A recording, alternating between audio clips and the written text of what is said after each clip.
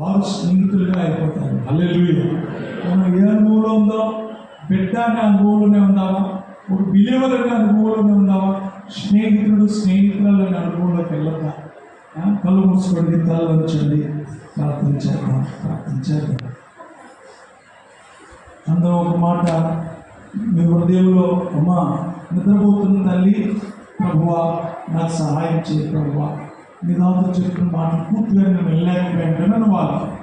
ప్రభువా ఈ అబ్రహాములాగా, last Sunday చెప్పిన అభిగయుల్లాగా నాయన విశ్వాసంలో మీరు ఉండాలని చెప్తున్న ఈ లక్షణాలు ఏదైతే నాయన మా విశ్వాసంలో నీతి కలగాలి, మీ నీతి ఉండాలి దేవా, సద్గుణం ఉండాలని మీరు మాతో మాట్లాడారు.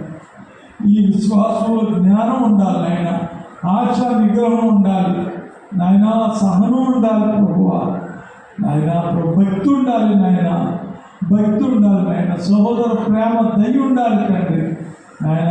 ఇవే కదా నాయన అబ్రహాముని నీకు సన్నిహితంగా మార్చింది. దావీదు నా హృదయాచార్యుని చెప్పి అద్భుతంగా దావీదును నువ్వు కోరుకున్నది. ఈరోజు నాయన నా ప్రభువ మాలో ఆ దుర్లక్షణాలు ఉంటాయనే కదా నువ్వు మమ్మల్ని పిలిచి రక్షించుకున్నావు.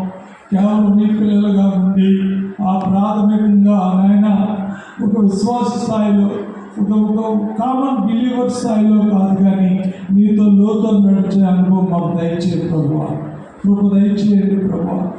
తప్పిపోయినప్పుడు నువ్వు మాట్లాడావు, నీ బిడ్డలుగా తప్పిపోయినప్పుడు మరొకసారి నాయన నా విశ్వాసాన్ని సరిచేయండి.